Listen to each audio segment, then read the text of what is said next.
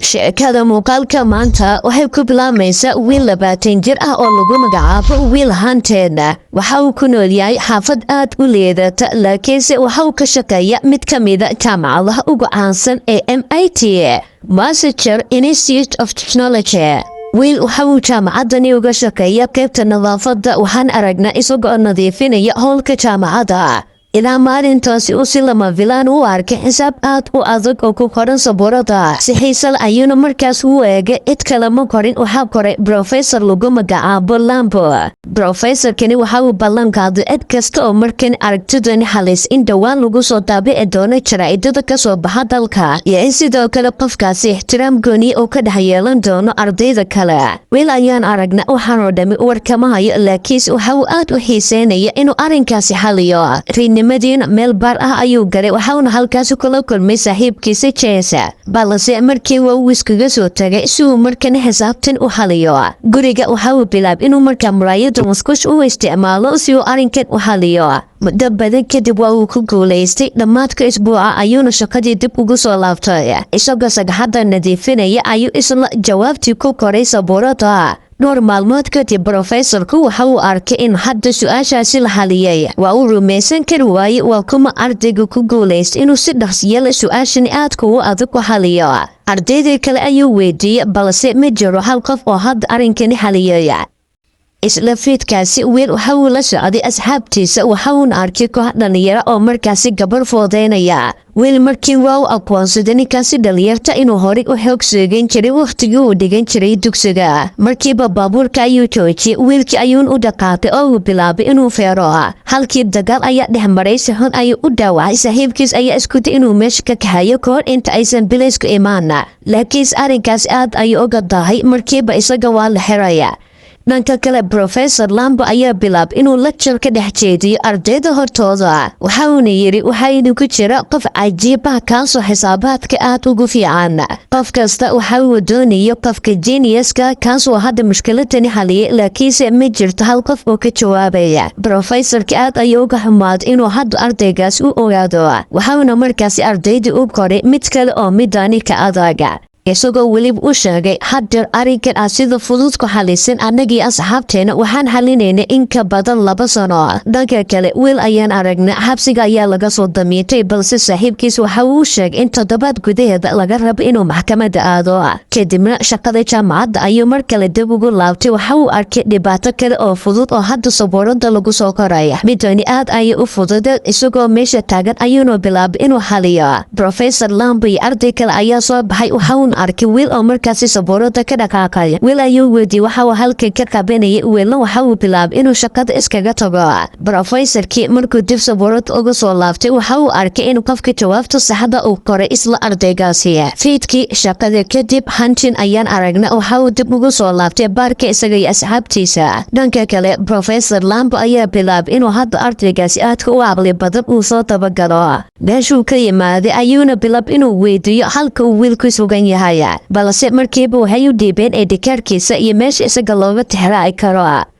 dhanka kale wiil ayaa loogu yeeray dhagaysiga maxkamadda professorka ayaa sidoo kale balka maxkamadda yimaadaya waxa uu aad ola yaabay sida uu wiil isku difaacayo isagoo weliba aqoon sare u leh sharciga iyo sidoo kale cilmiga bulshada waxa uu malaysay inuu aad u xifdisan yahay isla dastuurka Mareykanka gorseero isagoo la yaabay siduu isku difaacayo waxa ganaxan lagu xukum inuu bixiyo lacag dhan oo gaarayso 50 kun kadib wiil waxa loo sheegay inuu hadir uu jiro qof isaga soo booqday cid kale ma hawo professorka isagoo markaas u sheegay in hadda garsoor uu ogolaaday in isaga la sii daayo shuruuda koowaad waa inuu markaas isbuuc kasta oo isaga uu baraa qayb ka mid ah xisaabta midda labaadna sidoo kale waa inuu isbuuci hal mar la kulma dhakhtar ku fiican qaybta maskaxda markaasi si xorriyadiisa dib u helo isna waa u ogolaaday wiil xabsiga waa laga sii daayay waxaana bilaab inuu professorka la kulmo isagoo bilaab inuu si sahal ah u xaliyo xisaabaadka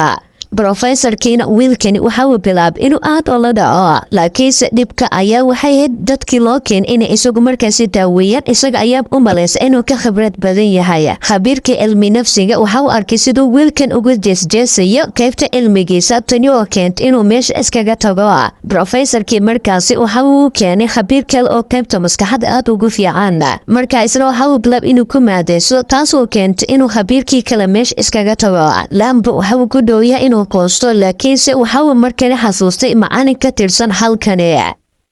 anin dhakhtar ah oo lagu magacaabo Sean lambo xafiiskiisa ayuu ugu soo galay isagoo weliba ku marti qaaday inuu markaa meel maqaaxiyo kula hadlo Sean markii ugu horeysay uu ka diiday maadaama uu mashquulsan yahay balse professorka ayaa ku qanciyay in uusan ahayn wiil caadi ah maalintii koowaad xiisada wiil waxa uu dhaqmaya midan isaga dan ka lahayn isagoo weliba ku jeesaya qaybta daaweyntiisa wiil waxa uu ka hadlay sawirka darbiga ku dhagan isagoo weliba nolosha khaaska ee hadda dhakhtarkani faraha la galay وكانت إنه معلن كاس آت وعروضه مادام حاس كيسي لصوب قادي وحاو كيري هدياد مركل حاس كي أفكار لصوب شو أذيك وانكتيلا يا kala fadhiyo koowaadna sidii ayuu ku dhamaaday Professor Lambi waxa uu hadeer aad u xiiseynaya ardaygani isagoo weliba hadda aqbal in isbuuc kasta uu mar la kulmo Sean waxa uu waqti dheer ku qaatay ka fikirka aragtida ku saabsan isla ardaygaasi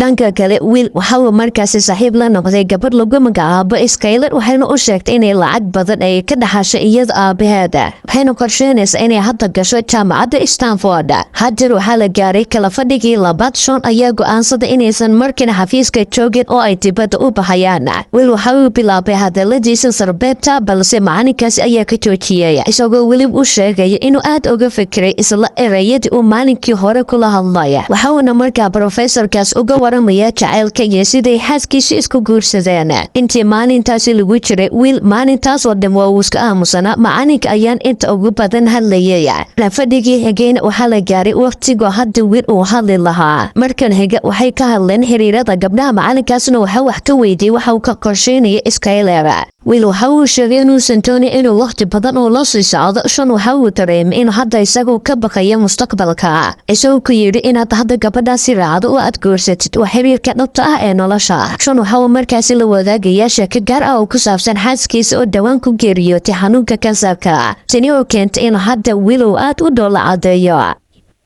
Professorkii waxa uu tala ahaan u siiyay haddii aad inaad samayso doorashada saxda waxaad u baahantahay inaad xiriirkaaga aad ugu dhawaato kadib go'aan ayuu qaatay Skyler ayuuna u tagay iyana aad ay ula yaabtay inuu maanta uu soo booqday waxayna ka aqbash inay labadooda dibadda isku raacaan maalintii xigay waxay bilaabeen inay soo daawadaan isla tartanka eeya oo ay bilaabeen inay waqti fiican soo qaataan Skyler ayaana wiil weydiinaysa halka uu ku soo koray wiil waxa uu sheegay inuu Boston ku dhashay isagoo weliba ka beesheegayo qoyskiisa waxa uu abuuray sheeko been abuur ah isagoo Skyler u sheegay in 12 walaal oo ka waaweyn uu isaga leeyahay aad ay ula yaabtay waxa uu weliba sheegay inuu isagoo yahay wiilka 13aad waxa uu Skyler u ballan qaaday inuu dhawaan u soo bandhigi doono qoyskiisa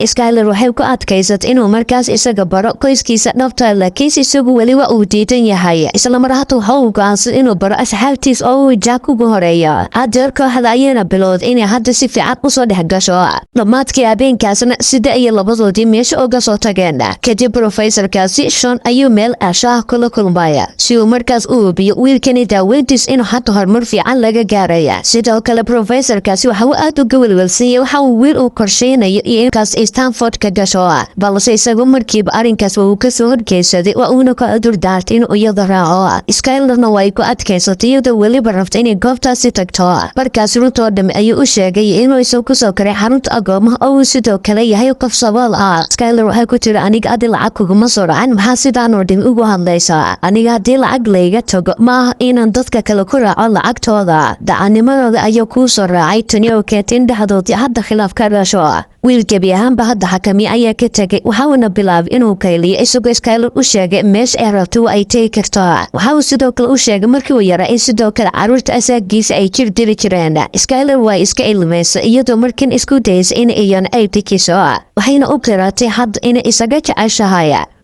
mar dambe Professor Lee ayuu la kulmay Professor Kiina waxa uu markaas ku yeeray nin ka shaqeeya hay'adda nabad sugidda isagoo weli markani wiil loo soo bandhigay shaqo dahabiya inuu halkaasi ka shaqeeyo wiil dalabkaas waa uu diiday isagoo diiday inuu eedab u noqdo isla markiiba dhaftarkiisii Sean ayuu la kulmaya Sean ayaa weydiiyay sababta uu diiday inuu galo shaqadaasi dahabiga ah isaga markaas waxaan ku jawaabay arrinkaasi farxad badan ku dareemayo sidoo kale waxa weydiin in haddii wiil uu saaxiib leeyahay in kale waayo mar walba kalinimo badan ayuu dareemaa Sean waxa uu sidoo kale weydiinayaa sababta wiil u doortay inuu ka shaqeeyo kulliyadda ugu sharafta badan iyo sababta keentay inuu markaas isaga markuu jawaabaha uu kor inuu isqariyo isaga waxa uu sheegay dhabahantii nolol caadi ayaa raba inuu ku noolaado ma raba inay dadku farta igu fiiqaan markaasi Sean kolka ayuu bilaab inuu ka soo saaro isla mar ahaanta wiil waxa soo wacay Skylar waxay u sheegtay in isagu sugaysay sidoo kale go'aan adeeg ay qaadatay waxayna ku tiri anigu waan ku jeclahay balse isagu waqtigaasi telefoonka ayuu bilaabay inuu ku dhigo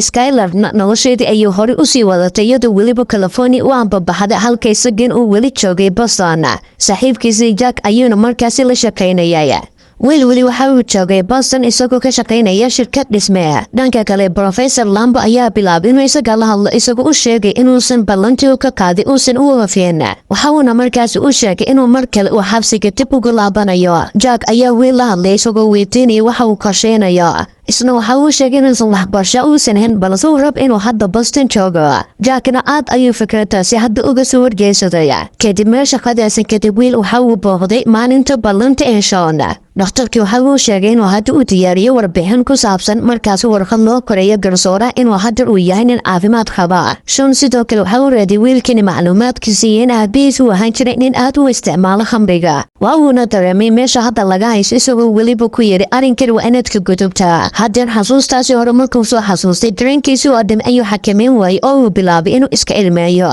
wixii maalintaasi ka bilaabmay waxa uu isku dayay inuu noloshaas wax ka bedelo fadhigii ugu dambeysay ayuu show la yeeshay waxa uu markaas go'aan ku gaaray inuu ka shaqeeyo mid ka mid ah shirkadaha uu professorkaasi kula tali inuu ka shaqeeyo arrinkaasi dhakhtarkii aad ayuu ugu naxay isagoo weliba hadda u hambalyeeyay fiidnimadii wiil asxaabtiisa ayuu la dabaaldegay iyagiina waxay siiyeen baabuur hambalyo ah Professor Lambona show ayuu u yimaaday labadoodii waa isu soo raaceen si cabitaan u cabaan maadaama hadda ay ku guuleysteen mashruucooda dhanka kale Jack saaxiibkiisii ayuu raadinay waxa uu dareemay inuu hadda saaxiibkiis uu guuray Jackna aad ay ugu farxaya Sean gurigiisa sanduuqa boosada warqad ayaa loogu reebay warqadaas cid kale ma waa wiil oo hadda u sheegay inuu shaqada shirkadaasi ka tagay inuu guuray California si uu markaas ula midoobo gacalisadiisii Skylar qoraalkaas aad ayuu hadda ugu farxay